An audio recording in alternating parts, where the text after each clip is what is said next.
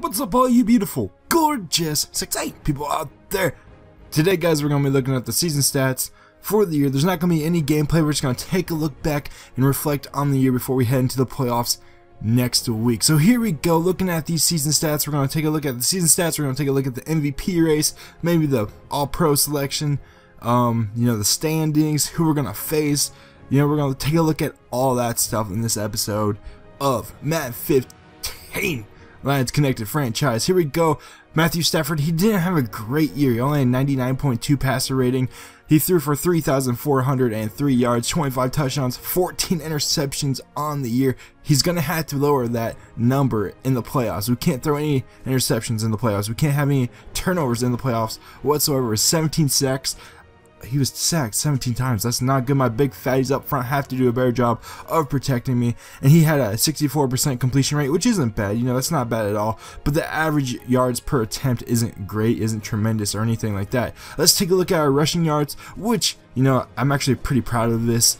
1,000-yard rusher, Arian Foster. He had a couple of great weeks where he strung together 100 yards each and every week. So here we go, 992 carries, 1,379 yards. He's averaging 86.2 yards per game and 12 rushing touchdowns on the season. He's only fumbled twice. He's had a great year. He's one of the leaders in rushing yards, so that's great. Receiving wise, of course, we're not going to have as big of numbers as we've had lately, or as we had last year with Calvin Johnson, because we've done a decent job of spreading the ball all around to all of our playmakers.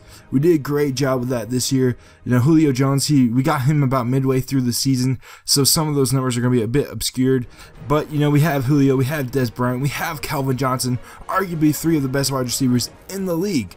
So let's go to defense.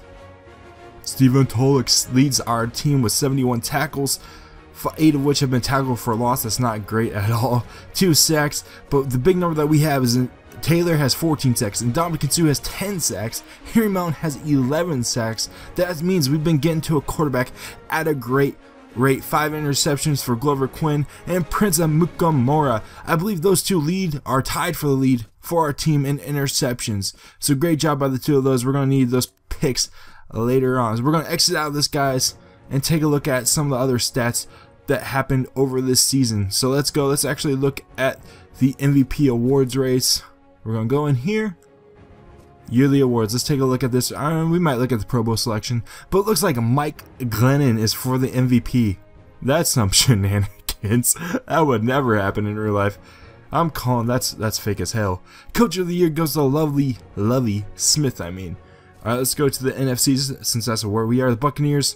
Offensive Player of the Year is Doug Martin. Bobby Wagner, Defensive Player of the Year. Offensive Rookie of the Year goes to Javonte Milner, because we don't have any, these rookies are all fake anyway, so that really doesn't matter. Mike Glennon, of course, since he is in that MVP race, is Best QB of the Year, going to be Best QB of the Year. And then Doug Martin. Looks like the Buccaneers bounced back this year. Percy Harvin's on their team. They had a great season. It doesn't look like we're in contention for any of these. Besides Matthew Stafford in fifth place for best. Oh, there's Arian Foster too. That's not bad. Best O-line. We're not in contention here, but Larry Warford. That's fine. I'll take that.